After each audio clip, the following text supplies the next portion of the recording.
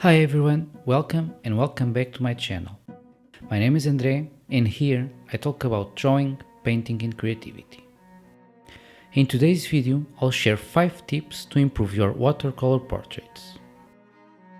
My first tip for you is to use 100% cotton paper. 100% cotton paper is more expensive than paper made with cellulose or mixed materials, but it makes a big difference in your work, believe me. This paper helps with watercolor techniques, making them easier to apply and giving you a better control and smoother finishes.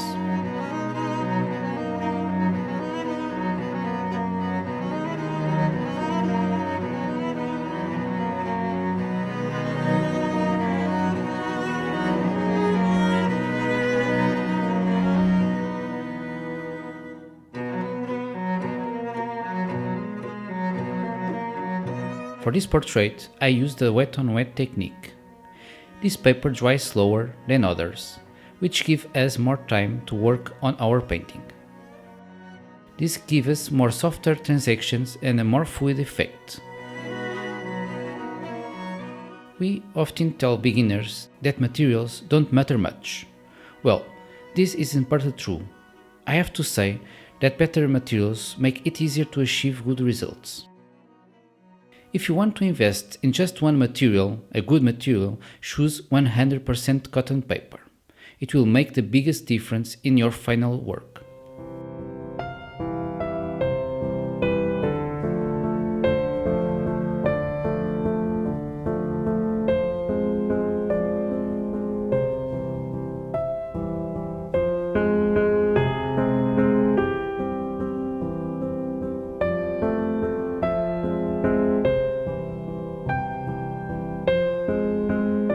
The second tip I give to you today is about your sketch, and it's connected to the previous tip as well. I like to sketch by hand because I enjoy drawing, and it makes the work more personal. But when we sketch freehand, small mistakes happen, like proportions, for example, that need adjustment. The problem is that erasing too much can damage your paper. To avoid this, start by sketching on another sheet of paper, and then transfer the sketch to the watercolor paper.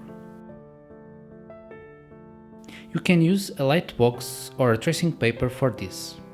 This way you will have a clean and personal sketch without damaging the final paper.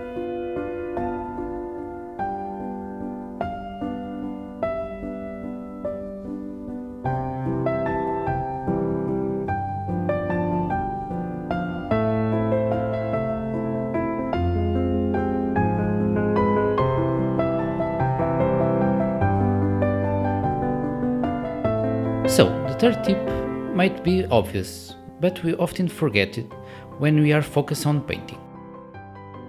The tip is working in sections. This means focusing on small parts of the portrait one at a time instead of painting everything at once. I'll explain that. Start with the left side of the face and work on that area. After finishing the first layer, move to the right side. This doesn't mean you need to finish one section completely before moving to the next, but it's easier to divide the portrait in smaller parts when working layer by layer. As a right-handed artist, I start painting on the left side of the face and move to the right. While the left side dries, I work on the right and that saves time. This approach also avoids problems like accidentally touching in areas that are still wet. Splitting and dividing the portrait in smaller sections will help your workflow and make the process easier.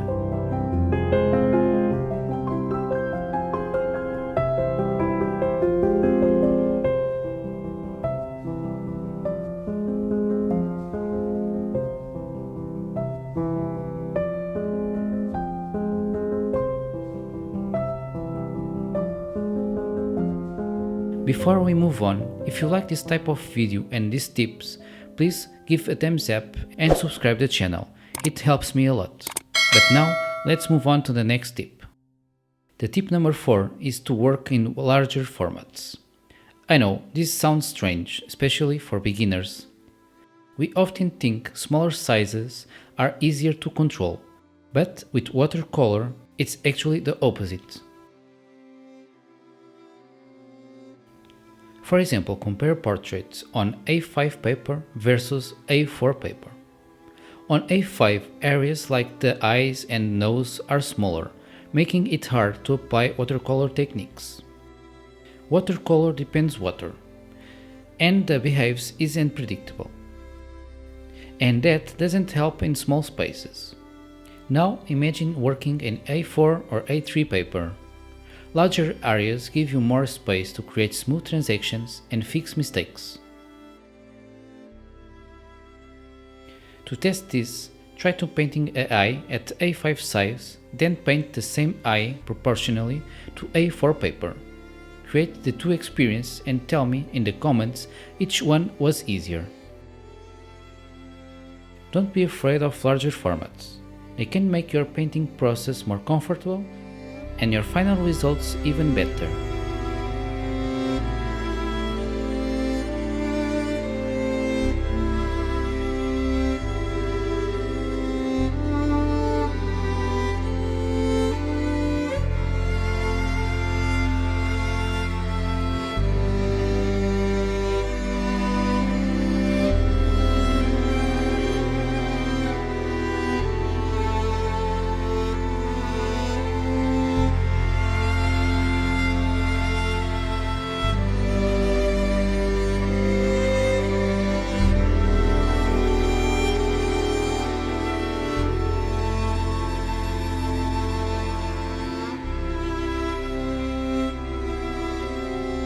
My last tip for you is work in monochromatic portraits, like this one I'm painting now. But what's the difference between a monochromatic portrait and a full color one? In monochromatic portraits, we can use only one color for everything. You don't need to worry about mixing skin tones, hair colors or eyes colors. This allows you to focus entirely on a technique and building layers and working with watercolor flow. It's also a great way to practice tonal values, using light and darker tones to create deep volume and contrast.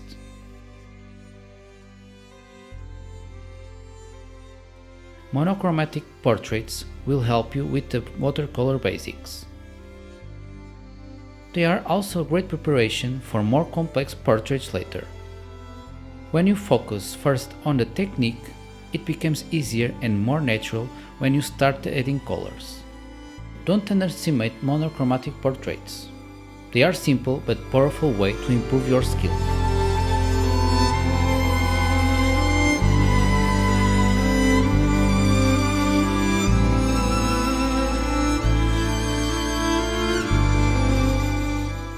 Now I challenge you to try these tips and share your results with me. Tag me on Instagram or leave a comment below. I would love to hear your experiences.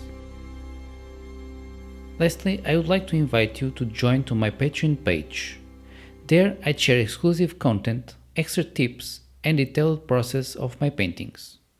Also, every 2 months I do a print of my work giveaway.